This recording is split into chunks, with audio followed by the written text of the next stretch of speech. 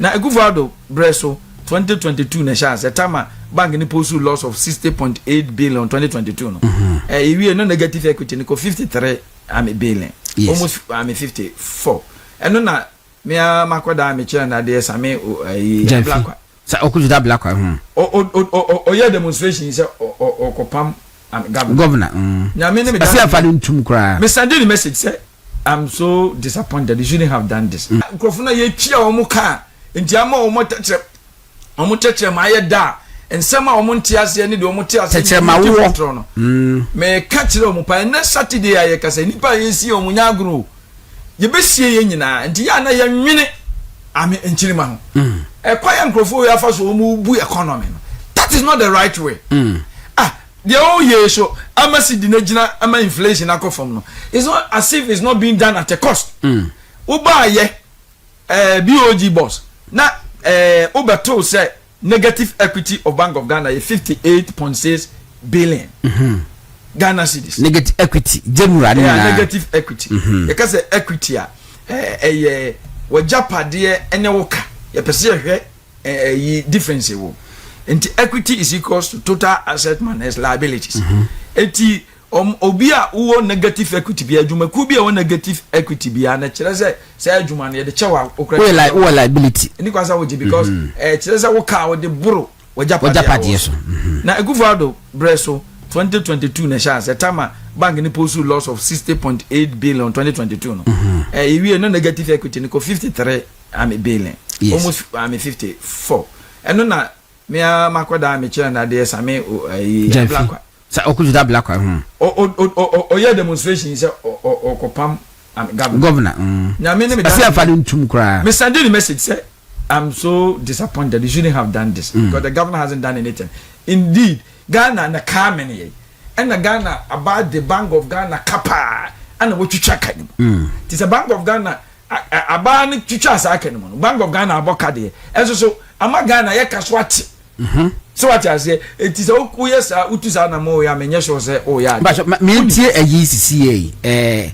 cardless no so ma me fa we ni na the fa cardless no so on say Ekufo-Addo be kono wantimi o na bank ni ka ko duru 58 billion negative equity yes and no na the new governor governor no e be ka kire Ghana for say ono de wa ba obe ya na yi no o promise say ye benya positive equity yes binia within a year no negative equity of 58 no what the 93 over bank no go a na the the group na other yi nyina be kan wa 96 billion that is your head negative equity e ho na akoduru over 58 what the akoduru 93 and your Bank of Ghana go a group no kan wa 96 so what I say enti the nieme kon governor no so obekoso say ya dia obe say the next government be it Baumia or Chidun Katia or whoever. Of course, Dr. Mahmoud Baumia. Mamenti ayi for this is importers, but I give up to buy also your name because say more and said drop for more heavy. Mu say enko for no say mo kan nyina na say ye ton ade ayento so ehun enti bibi enoma bebre ohorma o sa aban etumi ye se na ebe ya ye dwadie no ayedie no ebetumi akonanim ebi ni say duty say ma ye kan first na enim se nka dollar ne ba form a nanka edi ye friend say ye dwadie no abayi but metumi aka say car dealer bia obebi se ne bia be ka cho so utumi tran ne car park be 8 months na untumi ton ade be 9 months no untumi ton ade na sa na edi dwa na e na fe nso China for no kwan o ma fa wura mu no a o mo ton ne ma no e no so nya effect so wo ha no mo ye kai ye ka say o hu so obi say individual ba ko ono atumi ton car be 600 e de ma banks wo mrekon a ye nim eno sunti na ye ka kira ban say ye vehicle and access dealers union of Ghana ye anka say ye de ID card aba a kire say say won car wunya sa ID card ni bi enye governor na ya de na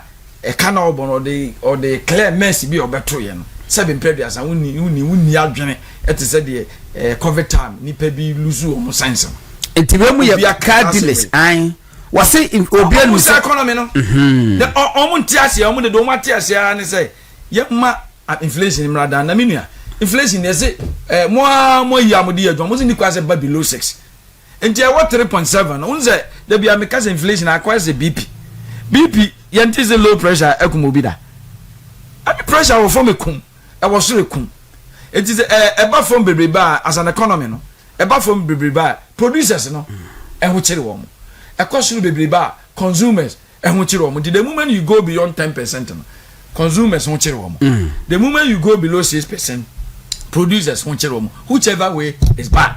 Yes. That's why we need to balance it. That's what I say. It would do 6% no.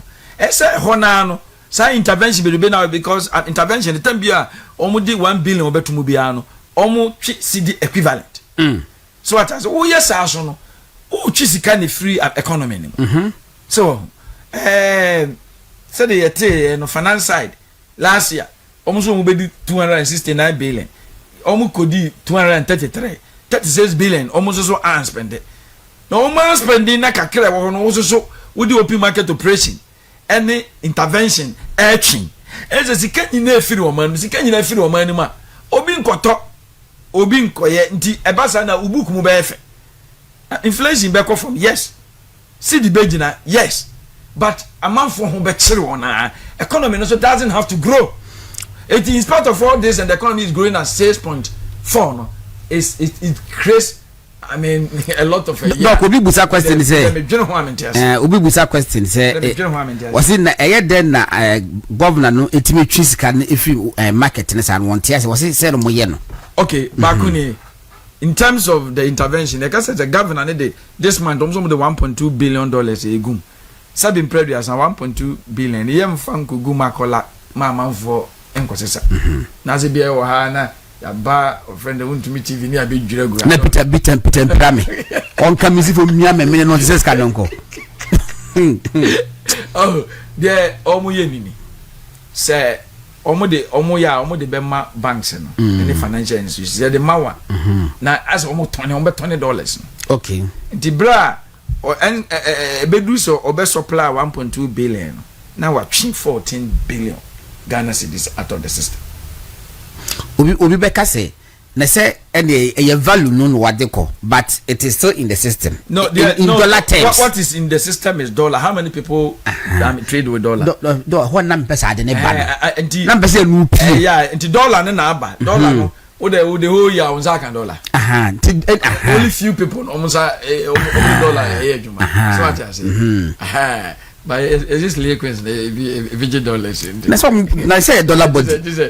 How that one grudges a dollar. Okay. But dollar no a bad system no more but and dia in fact nipa bebrebe nim say the na artificial. The dollar no more supply no crown no more supplier me famu de minim say because say the enyemen sin consumer and importers no nema yen tone and the still a dollar no more supply na answer. And no say question be buja say a coin. Either send Krofubi Ghana ha at the co almost cotton Nigeria especially. I say almost hold it. And each of them could also be the truth. Oh, of course. Ni na ye adwuma mpo. Na say sa na ye adwuma dia nti no so mu ni gidie bi say sa de we be gina o da chi bia no e be say am ya tone. Enti sa na akoye na ba ko no so ye open market operation. Banks no omu ya akwaduro Ghanaian commercial banks no mu ya akwaduro pa enti omu pemfaso enti omu tize Bank of Ghana etosika so what I say open market operation the Chese Bank of Ghana otosika enti do omu ye ne say omu de BoG say ne can say BoG bills and I say government security na a paper is just a promissory note e could say o say me tone tize Ghana commercial bank na abekwa ozibi a o tone obi a o say bi a 10% say 10% na or the note no mawa na oje 1 billion na afeso a or the say be ma or the 1.1 billion be ma na just o bank no nya mfaso say onya mfaso 100,000 so what I say me the example me nim rate or the tone ma yes sa sikana or tone ma bank because or the note no mawa ma or GCD omu GCD ego ma so ye wa last year no interest rate na otua ma banks no nko an eno no open market operation loss na ye 16.7 billion interest rate no nansa no obetua interest rate of 16.7 billion ama banks no ama na be the loss of our open market operation na kire say na wa twisika pa because one who said Ghana for no. To what end? Yeah, mo pa ye say inflation beba form. Na ye kana bonting. Ama na communicators enye biaka. Enu na Ghana for pay. Okay. Ti say adwuma begu enwu obi amfa because enano it is feeding very well into their propaganda. Say ya be economy ni. Oka ya no abosidi. Oka ya no aka inflation, but beyond that what is what to make us move. So that say eti sa na ebeye the economy ni be say ya na eno no mu to be campaign because the omu ye no me ne wo ken sometime engumanim fo bi a ya na me fi se bi anka omu beboa ma ya tietia mu kakra ma anka enema papa agence ya omu kra na support say we the second Kwame Nkrumah na abo say we see abaye economy no so omu me ye no he in fact apart from that restructuring na kanofo ta chance e ma mi na nta beto aso ma ye kan call for ma e ma nya briefing space ya ye kan dodo na ya postpone dia 2027 ko na e be house ye tua no ya e ma nya briefing space we no and the dollar no mo beto no more no over to dollar of almost $9 billion as reserves. At the same time I'm buy and fortunately for you 2022 an ounce of gold was sold at what $1,800. This time it moved beyond 6,000.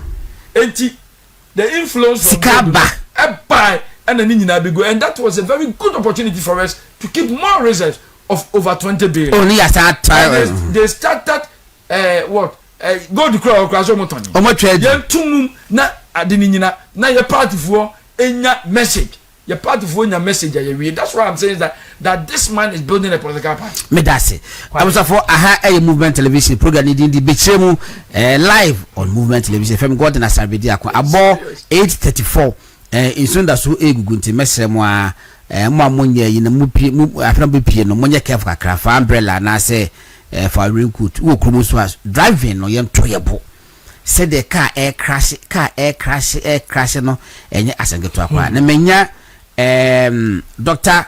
Esiama, governor of the Bank of Ghana, who joined num ewo negative equity so the oba maybe no me videos no hana e so the 20 network na asulunda ka but have it say gido timi download say pedia straight away busa for me smart but we say how much na say so far we say what spend it on this to absorb 17 billion. Unim say Ghana is in trouble. Share papa no we say ye niko no ho ese opposition kura masa ese ka mo demonstration or say ye bomb pie ma o man no hwe almost sell man no unim say Kwame serious last year the whole year ni nyina no or spend 17 billion the whole year last year. Wow. No the toll sika no and indeed okoshia a parliamentary select committee on the economy March and all cut of the BoG spent 17 billion in 2025, that is last year. Okay. To help manage excess liquidity. And what him said the Bank of Ghana spent some 17 billion in 2025 to help mop up excess liquidity on the market. 17 oh there say no catch the phone. Now be market operation go 16.7 billion am bo. When only team ni ko hu because before and sana be interest rate of 16.7 now I'm more billions. Inti graphic enjoy echo to no till. Or say when the central bank absorbs excess liquidity from the banking system till it pays interest on the instrument used. So the interest on go am 16.7. Inti said Dr. Donfe didn't lie. The BoG governor is admitting some pa. So mu absorb scanner they pay interest on the instrument used to temporarily hold these funds as interest rates remain elevated during the stabilization period. Okay. So no aji to say Dr. Donfe kana no pay interest. And last year according to him or spending 17 billion. And then ama BoG bought cow. And no because CSA actually ne to be there di. And na ono kasa issue statement. Church e kana e buy enimu. On 1st May 2026. Or church him. And so we no or church say e kana BoG abono. The last part of the statement. I will BoG website see am no kasa. Or say Section E, looking ahead. Looking ahead. That is, am I looking ahead? Okay. What are the expectations for the bank's financial position going forward? Normal 1, 2, 3, 4, 5. Our say BoG into next year the kana BoG abon so NCBU. It's the man who this year 2026. Okay. Yeah, but man so. They kind. First, or say the yields on the instruments used to absorb the city liquidity from the banking system will fall correspondingly. The cost of open markets, Dr. Donfe operations, which was the principal driver on the operating loss in 2025, is therefore expected to decline. The last year, we also spending 17. Now this year, halfway, Africa na yeah pem. What spending Sikana we used to last year and that. Into the operating cost na be so he's lying to us that indeed Newman will say onion and then at this year was starting to the extent say halfway through the year was spending more and the almost the same was spending the last year and I don't credit this say last was spending even more no that and then the chest say can ever for oh yeah and also catch you say papa we the cost structure till that the second idea also obey no the cost structure yes that flow through the bank's account under the domestic gold purchase program has been placed under different institutional arrangements. As reserve manager, the bank's exposure to the cost categories that arose under the prior arrangement is expected to change over future reporting periods. In this case, the operational role of acquisition residing the gold board under the statute that Parliament has passed. In say no, e kana e wo Bank of Ghana books no or shift it at the gold board ho. Some just be say shift that command. It is shift contribution. Some just be powerful sir. Or better that command. Oh, the kana done books also or the big command and many others. The point is that the man is not telling the truth. Me bawo. Sab to kwana buy no confusion between gold board and the Bank of Ghana no. Echemeti ase yi and na me hu ade krontia na sami jemfi say enye gold board na abokado adenti okay government of Ghana eka say discapudo ba say $3 million e dey ma gold board as seed capital wo bank to gold but scan wan fa ma wo mo na scan wo Bank of Ghana accounts our Bank of Ghana accounts yes the money never sat in the accounts of gold board na momu no so mo ko to gold na gold board for agisika na free Bank of Ghana no or the akotua no the akotua it is a kind of bar na Bank of Ghana for asa ayeyi but you are spending the money see the omo na spending money but the money is not in the account but you are spending of that it wouldn't it was a chamba yes mo intermediary as if we say Bank of Ghana na ekuto gold no masoma Bank of masoma friend saying gold board etubo hudu bebe mo kase gold board for I make anja profit okay yes because gold bia o mo ton bia no na o mo sa charge Bank of Ghana for o mo charge Bank of Ghana for small commission kitikiti bia wo so etia no de ba that rather sits in the books of gold board but liability the bar no mo da Bank of Ghana ya no ntina sami je fika say ye de mo oka but no mo na bo oka no but you spent the money of course yanko you spend the money so I don't know amoka so the point is that say no BoG say e ka no omo enter on account mo bio omo de bebrem sir so we know say the third point also omo ne Bank of Finance Ministry kasa the engagement with the Finance Ministry is ongoing in line with the established arrangement between the state and the central bank recapitalization and also na ato are rejected recapitalization of Bank of Ghana yes so no some here can from Finance Ministry me dem so doc but your Bank of Ghana team ko bo business free Finance Ministry ho me nti bi da momudie omutimi say omutimi ko bo in fact before Anzana President Kufuor Krebe ban Bank of Ghana ehye finance ministry ase directly. Okay. Na omo bibi antinka we niema bi be okranka. Kema bonti. Omo nkrenye. So what I say.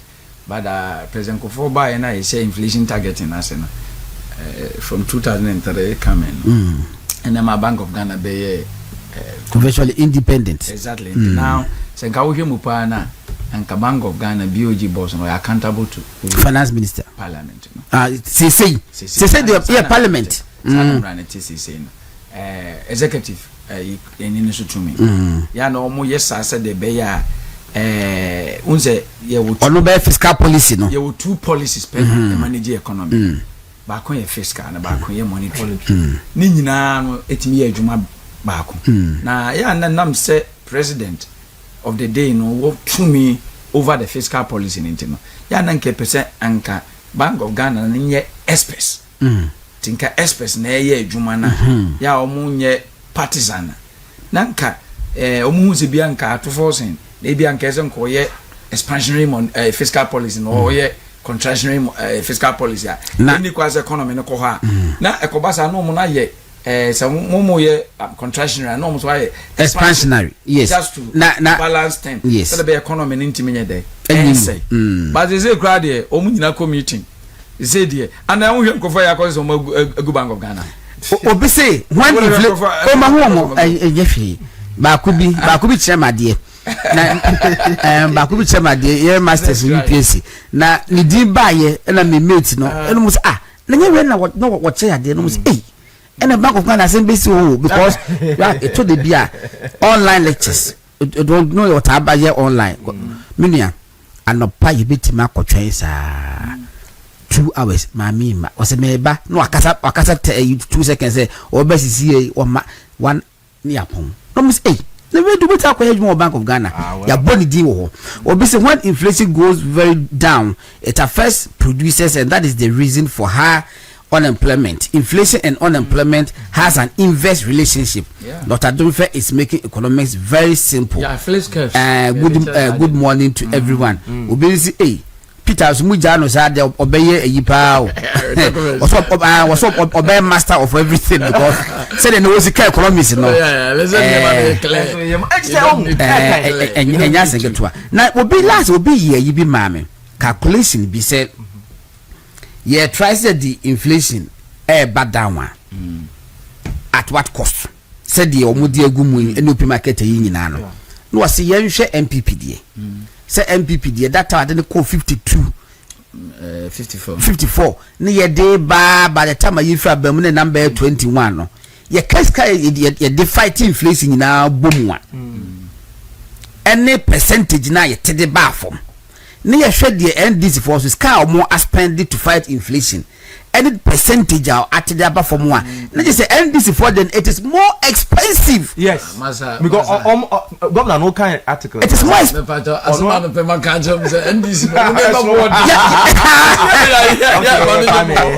It is more expensive to fight inflation and the NDC as opposed to fighting inflation and then people. Okay, obviously the message about nanya ayi amkoto ame airbus ayi listen nanya second hand yes on the board obviously Dr. Donfe is too much. It makes things simple to understand. Once again, kudos to Peter and Kuma as well. He's also a very fantastic communicator. Na ne say ayini ekoso electoral area elections no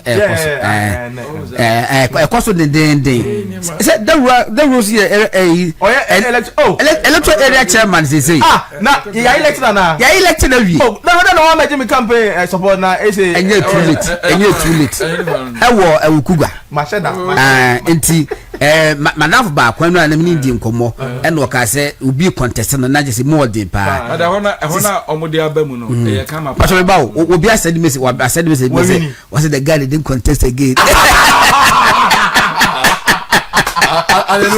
Oh, there be some election here in one man. It too much the win in the city. It was the guy that didn't contest again. He said they were the win. ena woko Cliff so chia Prof K so kakra dog ko wie be frɛ Prof K ko say NDC for issue statement enra light crop season ye issue statement say price ni but omo diaba Dr. Don't fair akan yes we yaso wodi yon omo standards ne omo okay that's the best watch yam that's the best watch yaw pa nyame adwa that's the best adwuma said an home fan but he's been away for some time old did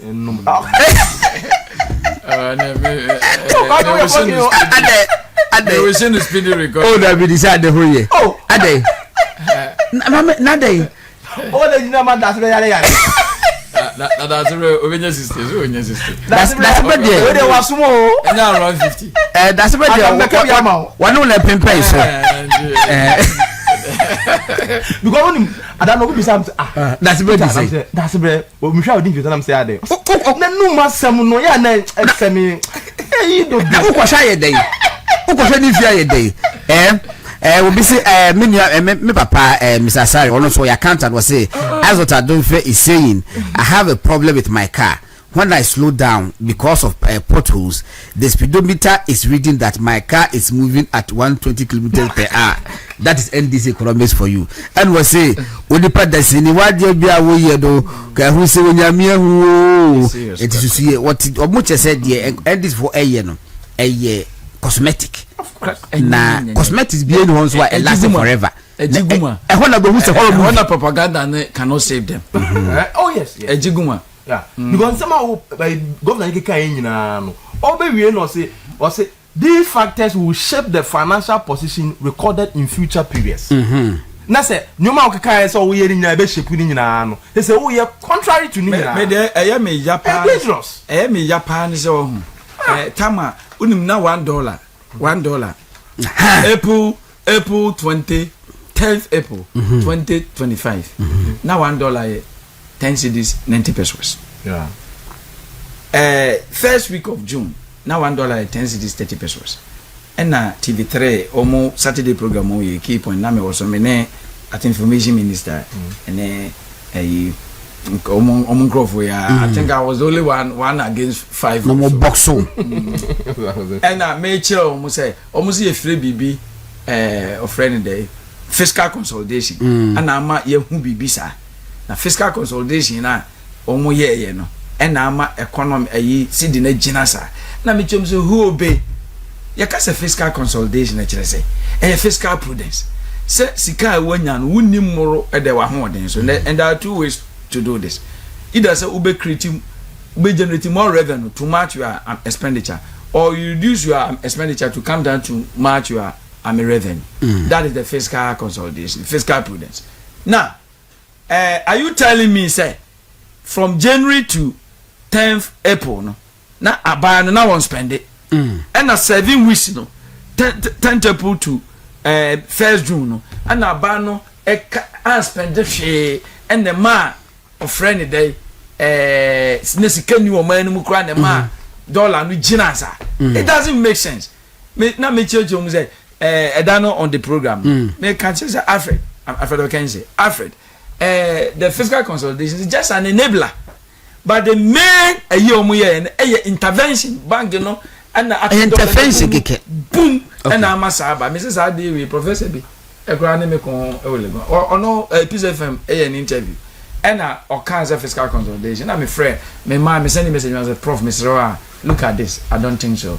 It could be an intervention. Nebufu ba obi edi message aba oda me patcho me message it don't say tama ye kasa asam me no mu ye na be ye news pa ma me insist say intervention because na me nya data no me o inside information from BoG e che so mo hwe agumu pa then BoG boss came out me ka me pese Peter papa no be no nwa then man came out to deny say any intervention fiscal consolidation no mo ye yes on bank IMF no World Bank and Chiro Mubabe can say you guys are doing excessive intervention. Indeed, your president echo Japan. I mean, say gumiti down.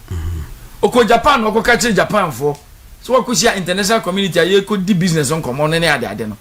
He has been able to use fiscal consolidation to bring CD down from 15 to $1 to about 10. I'm saying, hey, Saturday when I do and because we can we are within 7 weeks, and international community need there.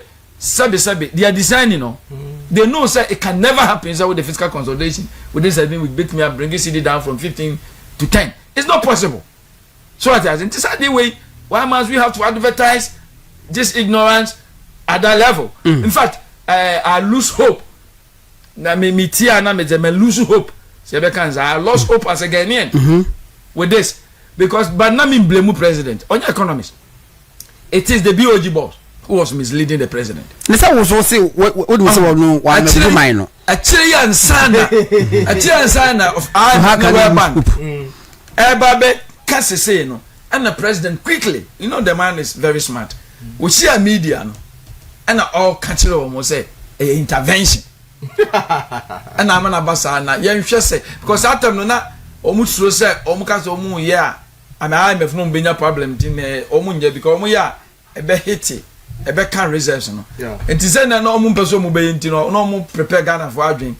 But the chie no nyame ada Roma gold ni ne ma boa omu zemu wa no omu tone gold yi. Nti see dollar ni be mu continue a supply. So what I say. Afei na nsai me correct newspaper heading bia. Yes, BoG boss said they did aggressive intervention. They were kind, you know. Maybe call them use excessive. We don't say aggressive. Aggressive. The same person I was saying one year.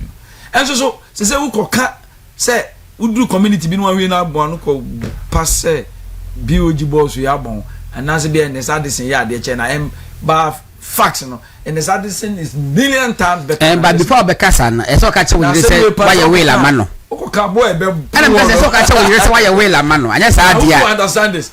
CEOs in Grofun or many other Omotiasie. Omotiasie. Mamito, and then come on, ye feedback a ebano. And yet, one more said be pretty homo year columns and as of most school to quit you. But Omotiasie. And I mean, yes, feedback. Papa could have was in. When you fight inflation by attacking demand through dollar and then OMO, it is different from fighting inflation by promoting production. What I say, oh, fighting inflation, we now would you be a home or dear Papa said, Demono, and you are better coso. Obintimi nko importation ma obintimi enko enafuo obintimi fa more laborers farm hands e won adwumam how in as much as book mu be clean ami anya bia propaganda is okay for them. Okay, pacho are you ready? Gideon twametum TV answer Excellencies, my sixth and the last priority area is the need to reverse the Bank of Ghana's negative equity position or the losses that have been incurred in recent years, all to maintain financial stability, to maintain credibility of the institution, and to restore public trust.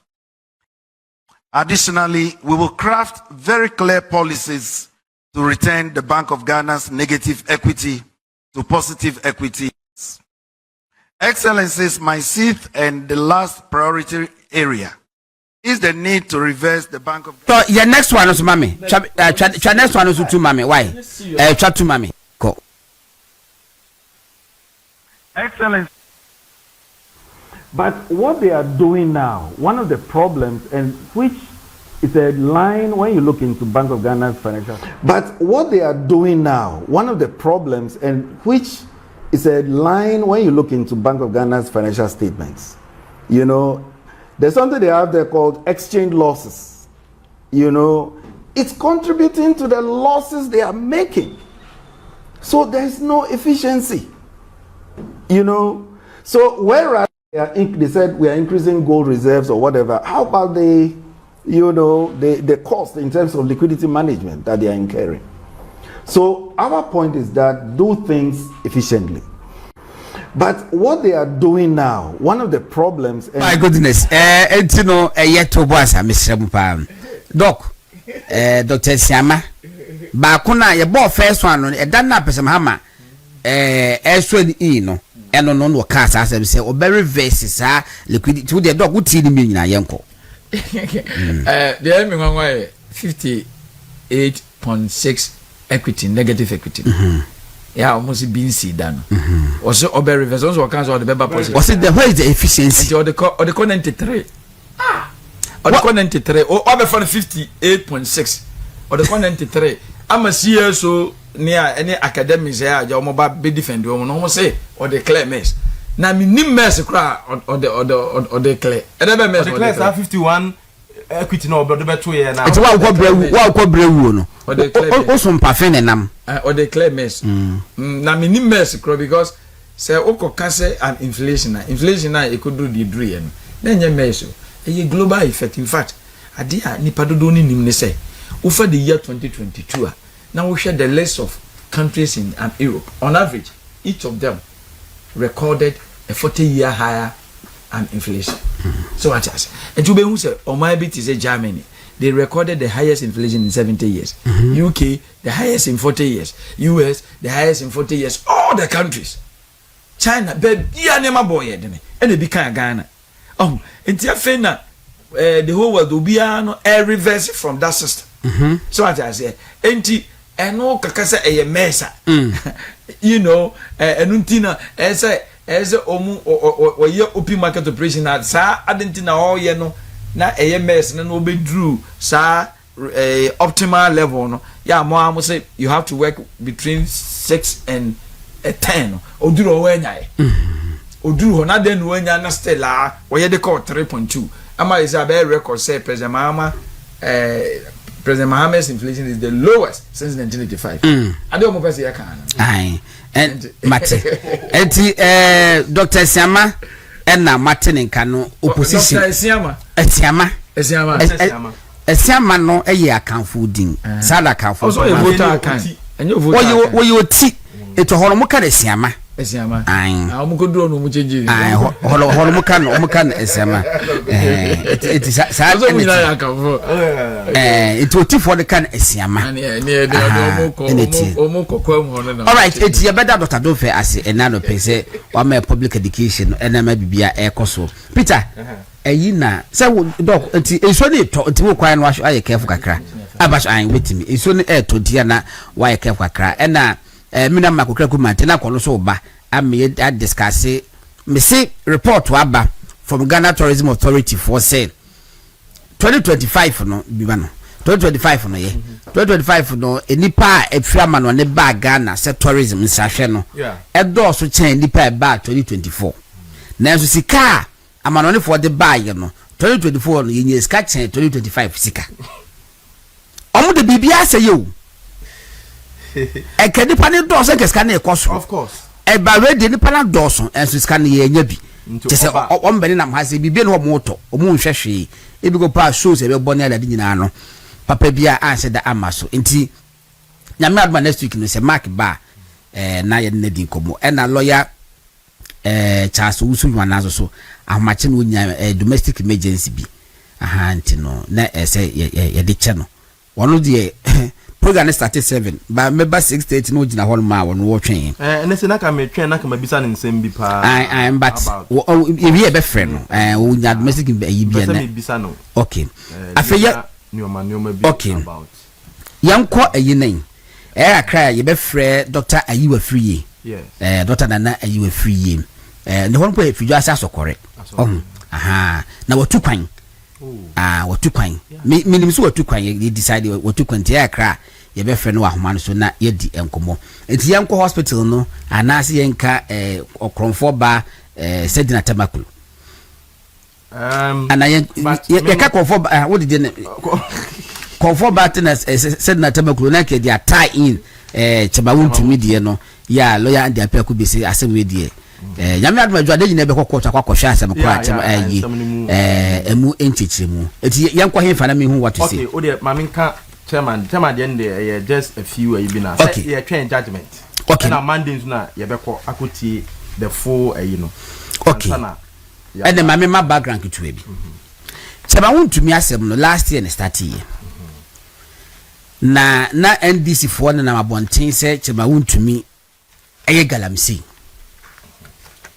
ewo Samra boy any Tano Nimri forest mu yeah enti no omo ebe prosecute no ampa omuchiche ma wontumi ema ni bill conditions ye koboa ma yetimi meeting ni nyina ye meeting ni nyina na ye call court ye court on mo na ye born charges na ye born no baby no mo kase che ma wontumi as Bernard Entwubu Asiako wono woye galamsi ebesi ne bi ni ho domo kan ya ne say chema wontumi ewo concession asase kese a aban dia amano enkrata so dia amano ne dia sawo fanye mining large scale mining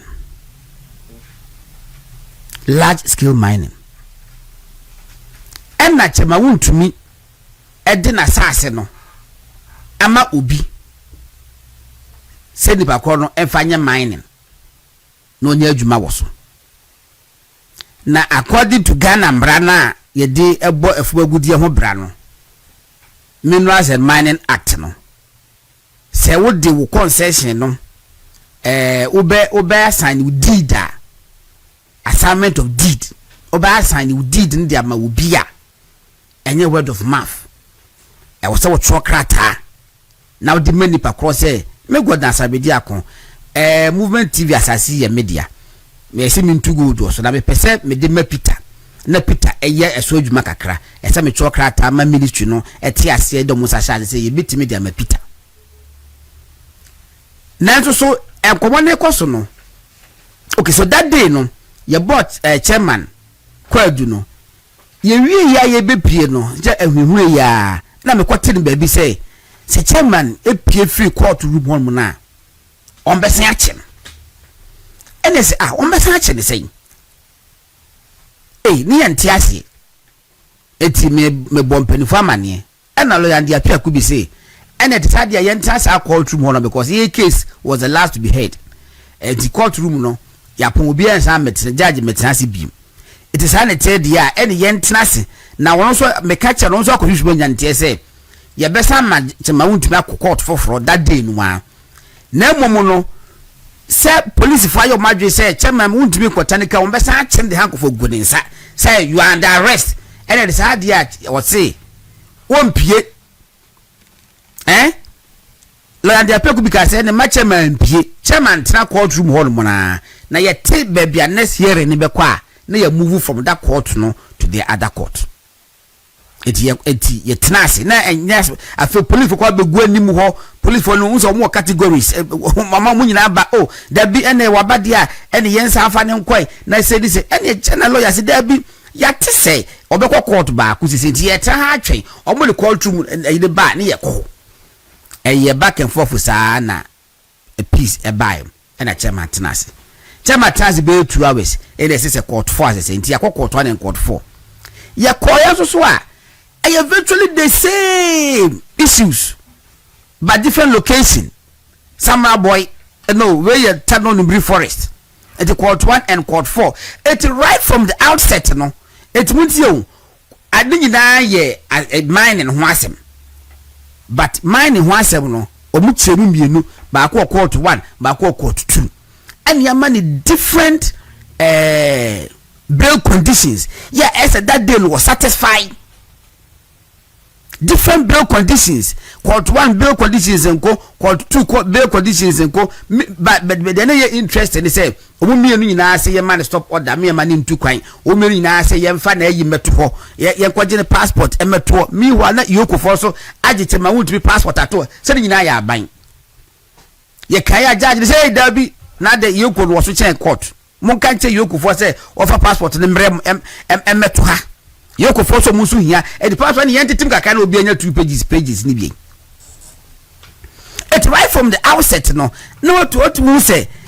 Oma bomutim said they were going to persecute Chema to me. It's not persecution. Persecution, not prosecution. And your bomb modern bill conditions in yeah. You satisfy ya, it me edit Chema to me. Epie ya the ekai. As someone dear no, baby, and I make a first the same. O baby asam no eye huwo mu ya mo ka no mo se se ba wuntumi na saase na ma obi abra wa fa mra kwan so wa fa ma no obi enya se dey ba de na chese wo de na saase na obi so obi nya mining because evidence wo ho say wo se ni ba ko no nua kube ya kube no so wadua video so 15,000 kube makwa ku 15,000 videos ha ko ye yibi eti defense lawyer say emye attorney general emphasize deed of assignment no emra because then na ye be bone of contention so attorney general deed of assignment na on famra attorney general say deed of assignment so onibi but that is the only document to prove say somebody has given his assignment to somebody but the attorney general onibi attorney general onibi na lawyer and the appeal could be say the wouldn't be there any submission of no case because asem na ye kodin ye no ni asem no ba sa dan se no so wouldn't be there any asem ye before eti asem kwa ye ndi wode ko ya judge ne say ai wode to attorney general say woni sa evidence ni bi enso asem ye bedi na je se ka the obvious next step ne say I will see a court of appeal. Lawyer Diapia could be apply what the court of appeal. But anyway, to be clear, want to say, "Some court of appeal, no, ye need." Meanwhile, Bonibe said that is the crux, crux, CRUX. That's the crux of the matter. Say no ni why? Say I want to be ni for. Attorney General Swajiatum. Eti enrechi ena lawyer Diapia could be say afedia afuno no asisia bem waka ha ne amia no ha waka ne afi no ha waka ne atia no ha sei eti asisia bem jafe kwa de asem no wo twe ne ho afim ehwa na kofo busa question say asem be na wo twe ho afim because asem ne di awie judge ne say 3rd July what in the judgment ba it will be after the submissions emra why the kwaso asama ho deadline it will tru ho afiri mu a asem na wo tru ho afiri because say no 3rd July no wo so ko wan chonko what the ruling beba wasaka say lawyer Diapia could be kasa no wasaka say na omo pe nkrat time bi dia chon nkrat bi etobubu say judge no judge ne say for some few time bi extra time bi judge ne ka say o one for time ne ma omo na no kra mpo no so de ma mpo na de on betra ka ho no kwa no whether it can even have any effect on the case and they say yi kakra questions go for busa ne say why now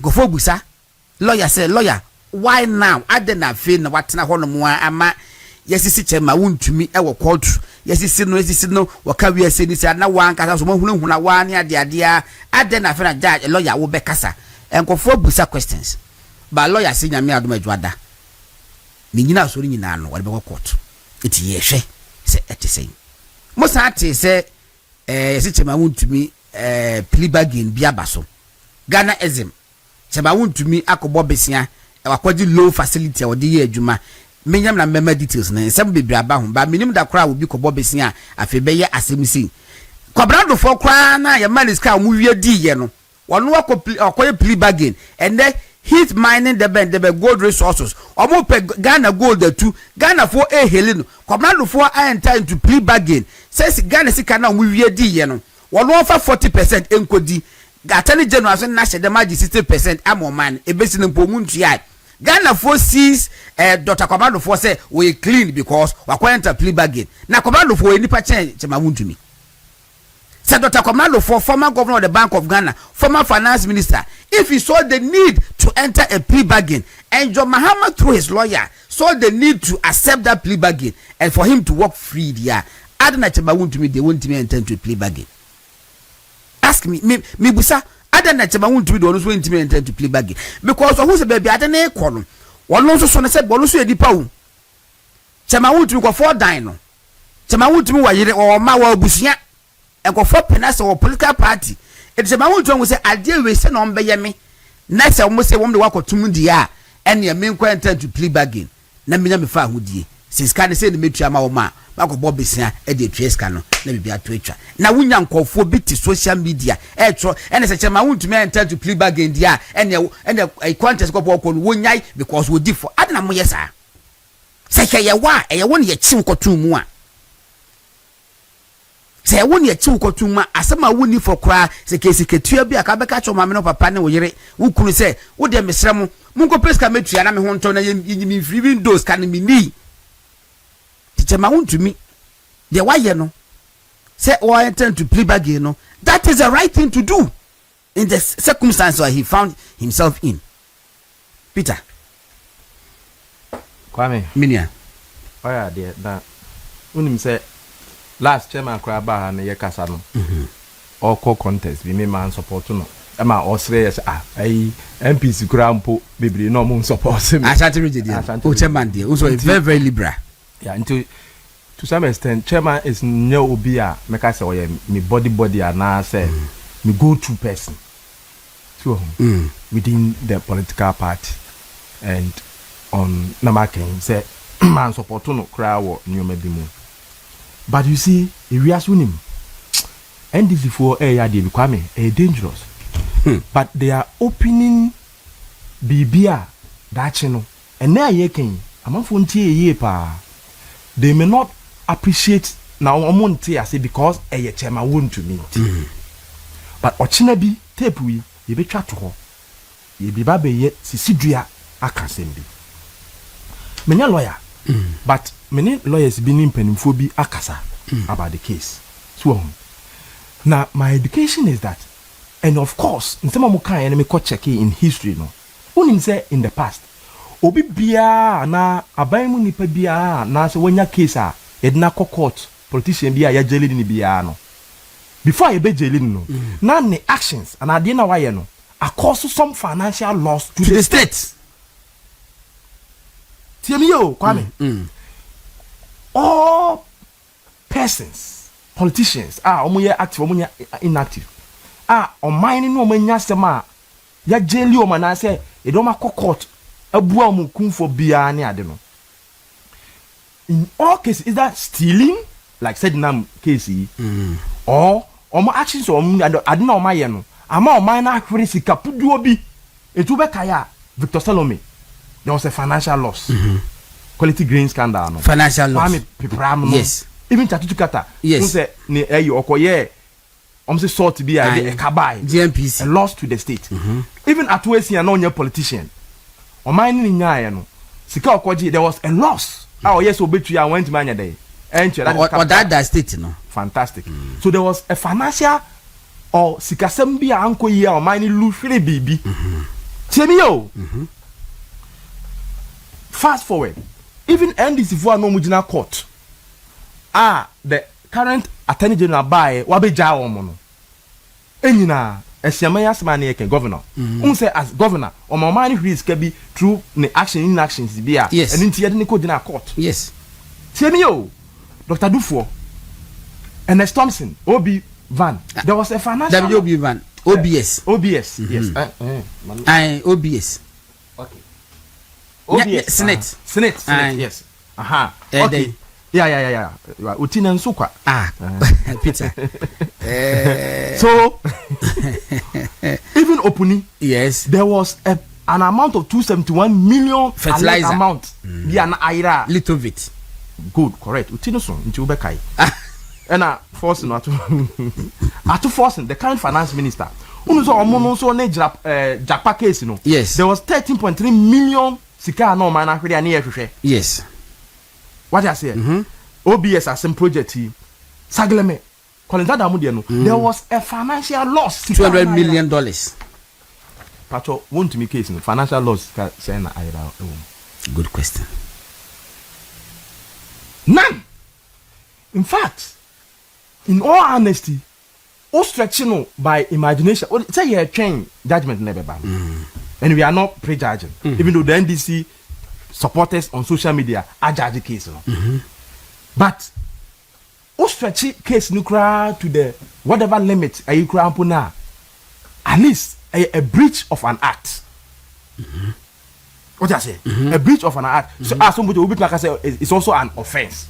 Fine. But that's not a criminal offense. Fantastic. Law no, I'll start take a crack. Mr. Menya lawyer in there, but I'm ready say now ko su hon bi. Me dey sell fridge, me sa kuyi. Me freeze no. God. Me freeze no. So no. Ye nim judgment be bad there. But omo che say if se bibi sa ba po a. To say bia ya ma concession. Na amafa koye illegal mining was so ne ya yipa. The regulators me bawo. Company ba ku bi na nsenyen yes o mama nko o maye galamsey asese wo illegal mine o concession so fantastic enti ya gi ye from them fantastic are they in court fantastic mama ko hwe ade no fantastic we see so company be what me oba bi Angela list no mo de na woni ni kunu no oni kunu case no so kunu Australian yes say say o maye some o ma breach some portions of the Minerals Act. Yes. So the sanction is that you withdraw. And Sekoba say Omubucha say sometimes because they are even fined. And we read the Minerals Act now. Yeah. So we British are there now. I was say more 120 days. The regulators. Yes. And so in this case, Minerals Commission. Where are the regulators? Why say regulators no? Omu court. Did they sanction chairman when 1 year the so-called alleged Omsomaya Yinina? There be. Tieni pa Kwame. No politician, and I say Obi is in court. Ebia made a minimum there because they were breaching some of these sanctions. Yeah, a company if we are not careful,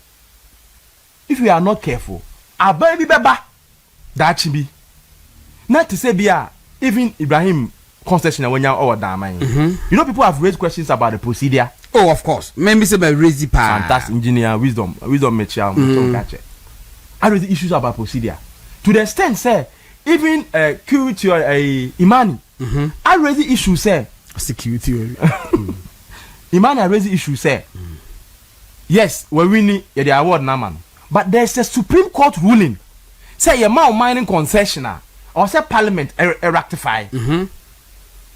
Yes. And no, ma, and you know, bauxite no cubic Eston cubic yes and non to me materialize Eston cubic ye Ibrahim Hamad yes and then Supreme Court ruling ninti and ama adwuma 90 ma so because enya parliamentary ratification what you say now Ibrahim Hamad has been given a concession that mine on mind their man but say safena parliament aba in time show safena last minister dey be call for parliament for ratification but say wa start adwuma wa betua wa be turn gold ni bi kura ama gold board twice pictures videos premier ba no nya ba ko ranko wi o ba no oh my goodness me here sky me campaign me here sky me campaign and I know we are here fundraise kakra me here sky me campaign so to as a former thing I mean jaja asema about we are own am ministry asema can say serious matter the meme can so here check the wo so ke kan no masa me here sky me campaign yes Gordon Asaribediago presidency nyame adom we are winning the election but akeska akra de be pusi na tesa bonti to aso ba me na be story I do ya me the story me if we are not careful abayi beba obeka say sa list na yede amano a breach of an act and as a law because enya parliamentary ratification it yede betu Ibrahim Sunko jail ai ye betima ye say president no we should be very careful you and be calm and humble take the personality out no maka say Chamawan to me is not my go-to you don't even need to say that but I'm saying that we should take the personality you may not like him but be very careful and Chamawan to me you or Chinebi you might not know who Ebeka Kotono when Adene is not merely say ebia sikadie bi anabi say the old boss no Exim Bank the no case no Emma say if indeed no credit say ebia ofa kotikwa so no kwaje loan no na say abine person taking on it's up to them to take him on and then look for state gwane there okwaje am say 14 and 17 million and then some say abedu 30 billion interest na ade ne ya chi obi no I'm say business no. Now you see, you are not getting my drift. The point I'm making is say if it is true, say bia sikano wan fan koye adwuma. Ana say ebia of akwati kwan bone so no nsa koka sikane dia. You can take me on. What I say because I buy sikai. Yes. But you cannot use a breach of an act. Minerals Commission are outlining how to deal with such a person. Through maybe withdrawal of the license, fine, or whatever punishment other man. Say uncle jail because ebia one time. I'm not prejudging me. I don't know other facts ebia. Court. Minerals Commission on why it revoked 3 mining leases of Adamus Resources. Good. My point. Was it the government has revoked 3 mining leases of Adamus Resources Limited located in the western region with immediate effect? Yes. The revocation of the Akango, Saman and Nkrofo mining leases of the company followed investigations conducted by the Inspectorate Division of the Minerals Commission that established systematic and regulatory violations of the mining laws. Subsequently, the military has been deployed to protect the assets of the mine while mining continues seamlessly in the interest of the state. At a press briefing, so I said the findings discovered systematic and flagrant violations of Ghana's mining laws, prompting the commission to recommend the revocation of the company's mining leases and the prosecution of the company and its directors under the Minerals and Mining Amendment Act 2019. He added, and Obukoso. And then they say revoke. I'm challenge it. Say, minister na asset a committee to go into. Minister conceding. Yes. Or conceding said they almost ministry. Yes. A breach. So. You know, by stretch of imagination, a breach to breach. The ministers who are breaching an act or breaching that obey them. That one's obey them. That is the absurdity we want to. Yeah, that one's obey them. Then it means that I can't do. And so, or no, I follow due process in probably sanctioning or giving order because on my order say, confirmatory CEO, then go ahead and move him. Aye. What's the point? Was suspending to a step with no apel code now no code 2 years no gran e say basa em so mko interdiction pending and begin to we na say ya our papa na djuma so no so our breach that code and act by suspending somebody unilaterally you know so no by that's obey them no so violate wabumra also no to call them we should be very careful the breach is one to me so we breach here but the anger to the extent say my judgment na the NDC supporters went to the social media ni amate field my date no my date for judgment na the NDC supporters and NDC allies on social media from what I am hearing I'm quoting them from what I am hearing it looks like he will be running the rest of his regional chairmanship campaign and watch the Black Star matches from Sawum. Okay, the matter is critical. Ni amate few. Unim no. Minim no. Oh my goodness. Minim ne pa. Sir. Ni amate few. Ni amate few. Yes. Now what your spokesperson Emma nam 1. Minim no. Huh? Na ni amate few no your spokesperson Emma nam 1. Now kind first paragraph was it from what I am hearing. From where? What in way? When you asem no ma men chechire mu. And then I will trust idea we know the President Mahama and the Yuki. Hey, I am telling you, may I don't lie. As I'm not critical. And then I near my matter few. What trust idea we said and some my water tear said Chemawun to me a bed demuno. Now when the President Mahama and the world London, some business I'm at coin, one in the coin. Until you be say and what's in here fan. Eti ebia omo no motete o mesbeti mi aka se wo de President Mahama motete ono mo mudi ko no so ye be akwa be na dem mo mi hwe ni ye eti wonu wo no ni President Mahama na wo London e lo cho sa asem we niama Matthew were a former spokesperson to Namwa. Me, I know him personally and I can even come and say he was my friend. He was. Yes. Enti okwate no wan. Yes. Asema ye dia ebi kura court kura bi a wonko obi mpo unim ne asi ho unim proceedings nyema e course judge ni fan ne mu ayemai yo why na wo culture side we o social media Aye. owie etie nana akyeremete bribin so someone tell chairman to make sure from today he will release every day because about 12 years there he no go get some chop Martin just a on fire in advance owie Abudu Bintu Aziz on freedom on the NDC you know or say want me will get 5 years jail sentence ampa tio owie no obi say obi de tapo or tepo prince I say DJ play me never go to prison you go sleep 4:30 a.m. you go chop zotoli and it's very eduane no mudi o prison owie obi Fuseni Mahani or say want me must go to jail by all means. You see, you may not like the person. You may have your personal issues. Maybe in the style, in the communication. Maybe obi who go now obi mpe obi asem. Obi obi who obi asa ko dem mpe na so. Obi so onya ne hwe. Oh, one ne kasa da. One kasa on share no poda. Ba ohu se be so sensitive so. We dey mpe na asem kora. Eho normal. Enti no say mi wo kasa mi no wo kasa o kwa mi bia mpe na. Because ne ti kwa nya ofe. Aw. Enti kwa mi dem ni ne ti kura emi ti so mahuna mani. Kuka we o meje me. O gbagu o grant mi hu ko mi wi amefro. Kuka on fa de ti ni meje me.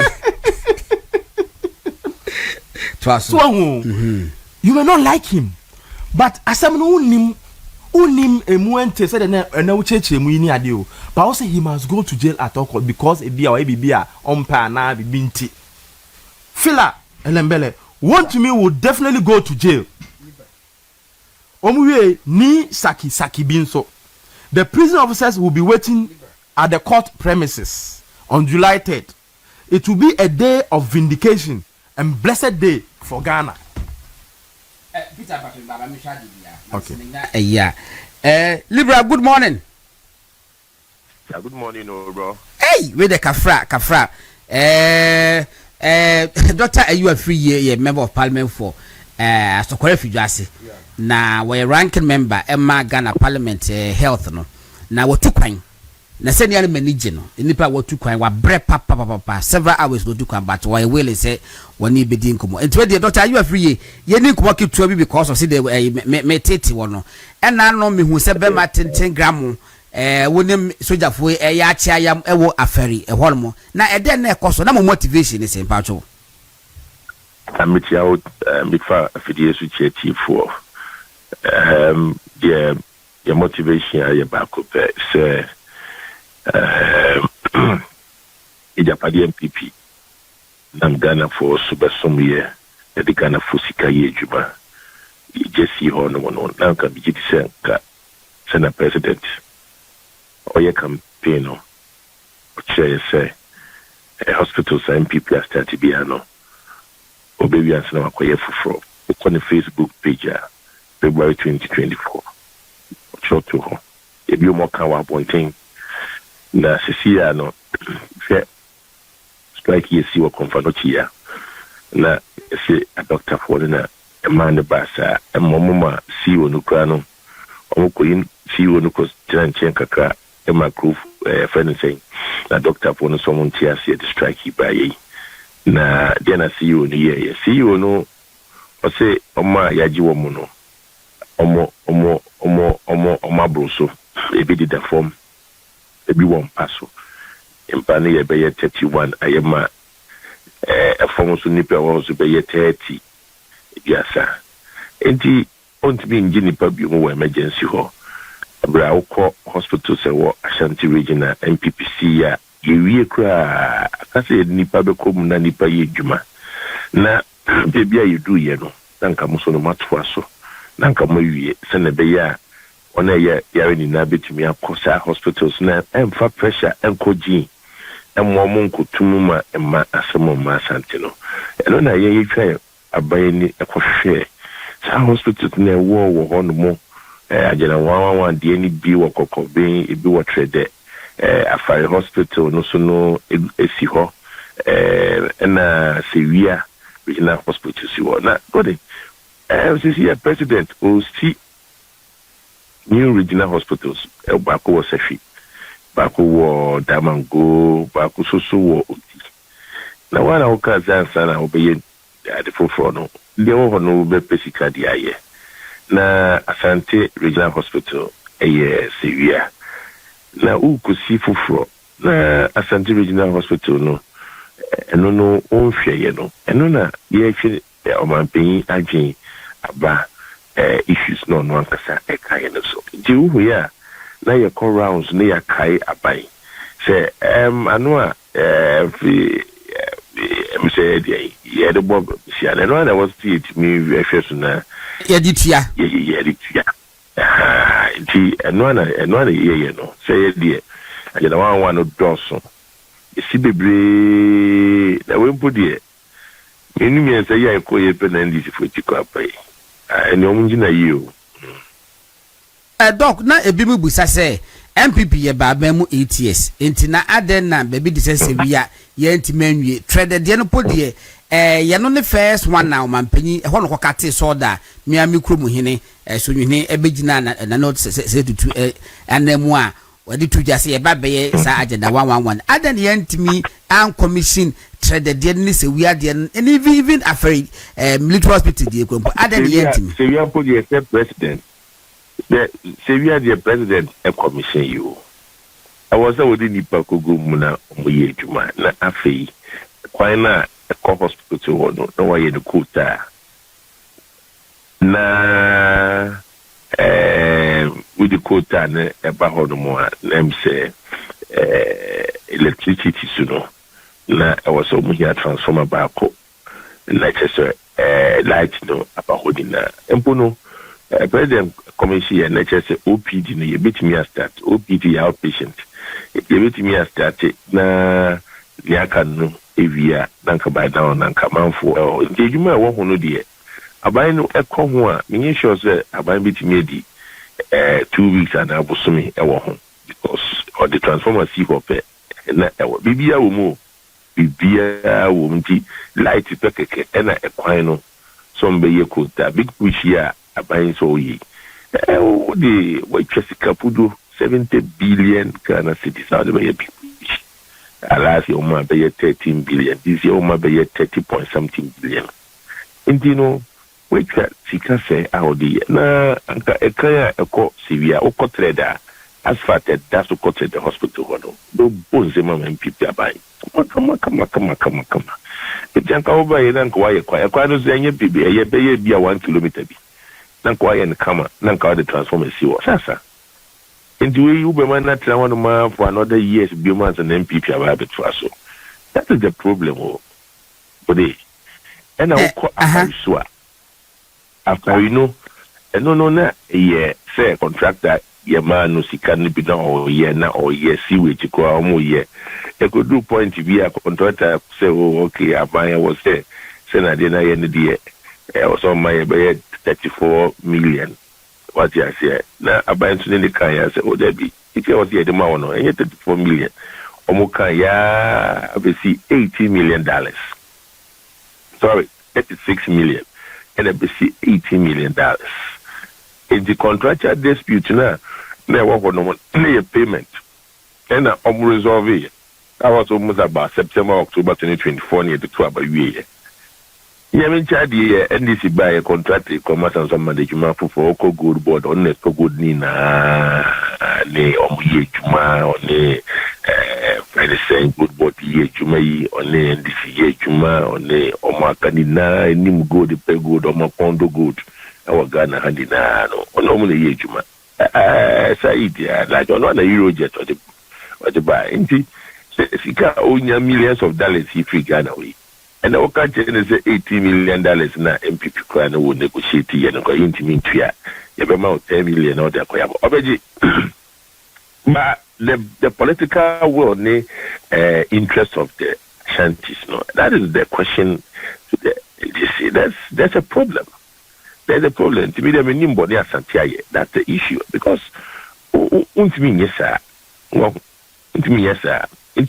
O kwa fari na e hono sanity agena one for the day send the contractor no was say omutia omudia kari na but ijuma do ma ye wie was so mubie. And also ye me say you could be agena one ya ka say the agena one we year campaign saying ye na wo kwa akubie yes and MPP for no enya ye.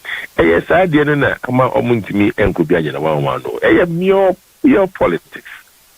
Pure politics. Then is MPP by ye. And this is for the Omuja here, ewo kumeu. Na 50%. Ye disika eshemu ama yiwie. For me na obeya about say 52 or say 55. And ye disika shemu ama mewie omu yusu ukota krade housing project for health workers here. And also the same thing. Ye ba ye no na number ye wo but ye disika shemu yiwie. Nti media me say I mean about pom dia here people in NDC and I say ebi kwampo a bia na yekai NDC for start here NMSD and ye be wie also so MPP aye bia also wie na yemfa kan asem MPP for crowd on mobile no mujawi and ye se be ye na ye kama sika na ye Ghana for sika and na di ejuma enti uko wie na also so de je o fans kakra sefe sana politics here now we do be cancer with the own found san kakra especially say was and memo na bibisa dia ne happy yeah doctor feedback ne say Ghana for say me namase memo mo abaso say sa de na maye no mayade na mo nkoso to aso na mo expose NDC for hypocrisy no enti se wo ba ye besa atena se ne ya hwe total health infrastructure in Ghana ne ya hwe MPP versus NDC ne di nkomo because that is your field ne ni nkomo Daruma that's it I mean count nyame encounter yeah that's it all right bye abusa for enti Dr. Olabuna na ayiwa free and na motese ne kasa no woni oman mu dise ne ye kasa o amanone ne yedi enkomo fa Ghana the nema ekoso health infrastructure hospitals ye wie enso pese mahama so bebie ama enipa akomu akoye adwumade onye all right pacho gido betim efis peter pacho to aso meba okay meba anu hu sisi abad me de chema won media na eba wie yes eholo no so ye twen Nyankopon bo a edoada the lawyer and the appeal could be back na the judge ne beka na third no so judgment beba but the person me can say the young NDC appointees gokrafo ndi bi a untmin kan kese no mukwan they are not happy but who are happy about the idea chama wuntumi ene omu bosse trotro nyoma wo Facebook ne social media no emre ye ninka so yo ma omu nkoso they should be watchful that if a breach whatever I don't want to say we can be nice say prejudge final judgment yo but if no se breaches we mo every time we be face criminal prosecution dia money age jubilate say 5 years 10 years whatever onko den ye onye prison the montwen zotoli den ade dia they are equally breaching most of the acts and na say agreement in the US for every year yes yeah African nationals you go America yeah yes so munti for monko ekrum Ghana for kwajo mba say Gambia for Nigeria for meta Ghana no say international agreement international agreement in parliamentary approval Supreme Court the ruling about international agreement be must have parliamentary ratification Okudzeto black was with the omodie na was say memo as day it was memo agreement if you sign memo with obi it's an agreement you know say breaches ni bia o hey that's so they should Ghana and not overstretch nyoma bebre they should slow down ni ma judge no opportunity no man ruling ni enhwe ni enyan kan na based on that because judge man ruling we are unum say eba be ensan abet na abet law abet president I bet me gina so e dey aye etia obi foforo wonna na woken kan ora ho document yes chema wontumi asem a ewo court any ora etese in fact it never even featured in ora na it me ora ora say operation recover all loot eta me choose aban sika na aja aban japadia awia and I me choose in the past mama about 10 examples of prosecutions are coso all both politicians and private atwese enmu nyina no oman hwe sika it has nothing to do with a breach of say an act and say be a and a while kind Adamus Day, they have been sanctioned. I look at my challenge here. You create opportunity for them to go and argue their case if the need be able restore my mom. What do I say? None of all prosecutions so far are Makai who are many a month for Casana. A year issues or NDC pet and ABS are quino. And we should watch it. So Chinebi, if it is used against Obia, never yet emra. Or Chinebino, it can also be used against another person. Na abaya mra. Ne druwa any abeshe oma ombeka wasem edi. Now Kwame, in fact, CW Newman AC1. Are you President Mahama asem about health Newman Zoma SEC? Or background for certain. Oh, I know there. I don't know. Unim. Basically, the trouble. So we are. I don't know. Unim. And we should watch. Okay. Something. In fact, Unim say nipa na. Hey Ghana. Oneno. Ekodi sa abone no. Daniel Azim. Aye jailing. Aya busame na me kere nyina acho. Enko refe.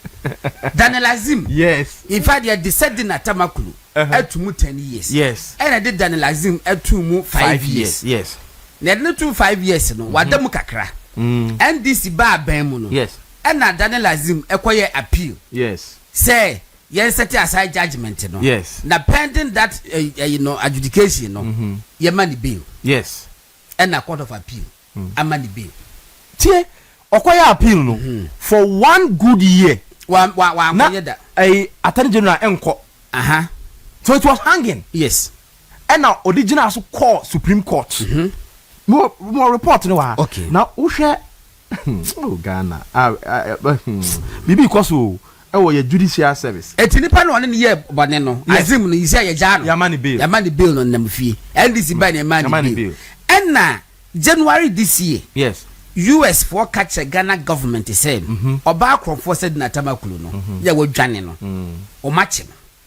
But let's put that too on record. Say MPP ne starting in extradition process. Almost lawyer government. Yes. Omanya ache no. Yes. Enti omo catch say January no kwa omawie ombetimi de naba. Yes. Eti na e wo say Ghana ban no na ye hye da kra obeba. Na January no mo bo Ghana ban amane say said na Tamakulu match no no. Yes. Yam say March as no February. And a Ghana bank call for me them source me say omoka che say ye do beba enti koye bi. And I said na Tamakulu so akọ file appeal. Onso akọ appeal. And we no say onu kwa de oyare. In fact, almost all background no oguhu chemu. Tio. Okay. Okay, court na said nan me only the deep one no. Azim. Or say the appeal initiated over a year ago has stalled. Or the appeal no no. Attorney General Nkonko defend it for 1 good year. So pending appeal, having already served nearly 2 calendar years of his service, they filed an appeal at the Supreme Court. And on Wednesday, 4/2000, a 5-member panel of the Supreme Court, presided over by Justice Amadou Tanko, admitted him to bail in the sum of 500,000. 500,000. Into a appeal in 1 year. Now, Attorney General or appear to fight some part or so. The case as stole no on Pujako Supreme Court. And Amadou Tanko, I see you, and the 3 others now, a doma a coin and say, and Jamafene a train. Nanka what? Omano, a dem appeal. I say, Uncle Kofi. So I foresee the same temper. Oh, son, a bit sensi. But me bumpire say, I mean, could do so. You drew no. While filing appeal. There's also.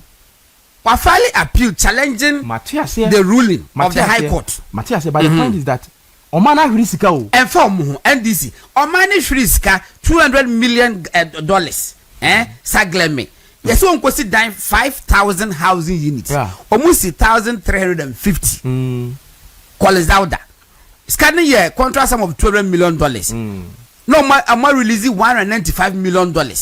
Yet the Nipa Eco Court NDC are banned by President Mamas or Yefi Enko. Kwabradofo yes enye hwe oh we yes enye hwe hwe 60%. Won tia okay but attorney general be ka che say watua emu 60 to the 40 natural da bi won tia yes o ma agree ultimately aban sika mu 40% che aban sika mu 40 etna fie ai emme so osan ye ku Ghana gold Kwabradofo company now ultimately Heat Gold Fields ultimately calling that they are boss Heat go and read the explanation the so-called explanation and the attorney general the babon or say sikano yes there was a loss but amount na ya hwere no enusa nti o say Germanica enusa ne dru sen ne enusa kakitwa na wanu nti ama ya hwere tie no ni ora no yes enu ni ora yes but ye ora no what there marry defining no we just say in fact we calculate obaye oma wa ja omo ni eka in fact so ko no mu na ye pre-bargaining ni panke ye and omo obi is there a way anka that you crowd say betima charging for course you betima charging for course especially in the case of Dr. Kwabradofo there yes it is possible plea bargaining yeah it should happen in court plea bargaining okay now that's all we know the court wa fa anko court hey any go for you omo ye no mani agi or mama nkase bi cho in the case of Atuesin the state versus Atuesin yes a private man yes omo ka say omo ko plea bargaining yes Emma a judge na friend say one of these high court one of the most popular Chebafo couple kicked against that plea bargaining in court said that need there no one team qualify for plea bargaining yes I read some report yeah it's true Emo yeah ma okay but now I said not judge in hands are tight because of the law it was no crime no plea bargaining earlier ruling no omo yes I appeal one so he had to even vacate his own earlier decision yes and now so that plea bargaining no na court was central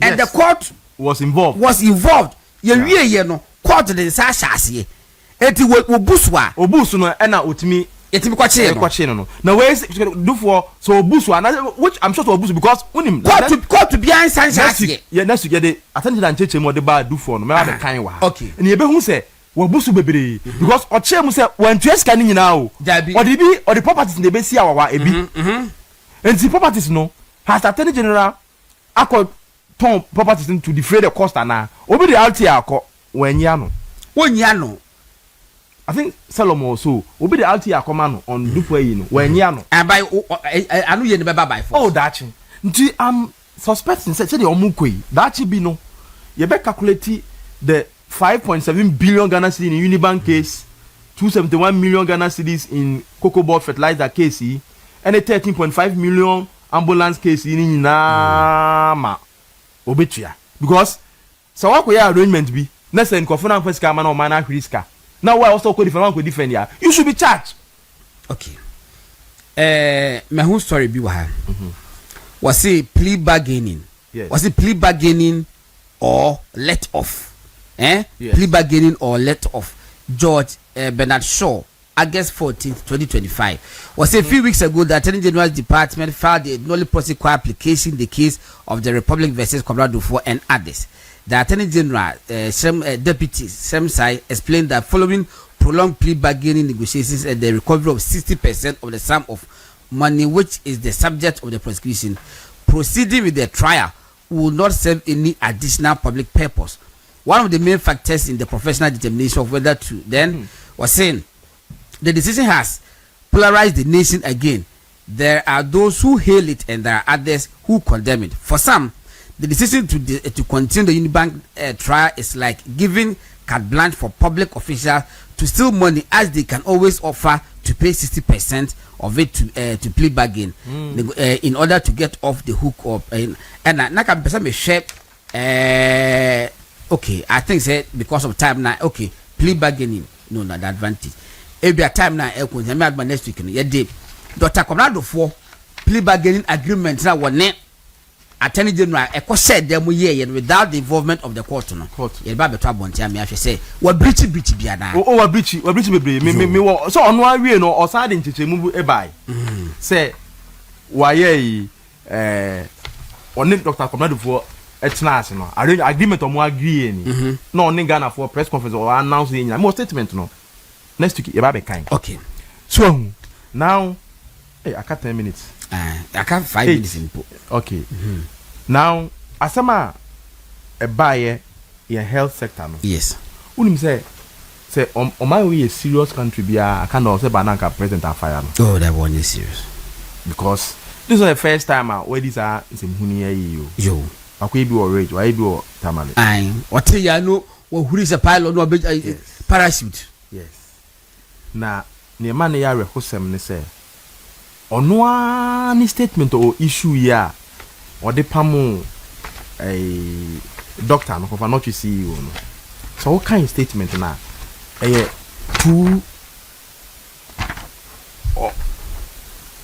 statement no a appeal no menya BCC said Natamakulo appeal no aye medamase pa about 26 pages mami share with you kwa before me na me do na this one me data o def manem na ewia na de ma data ni so beda ba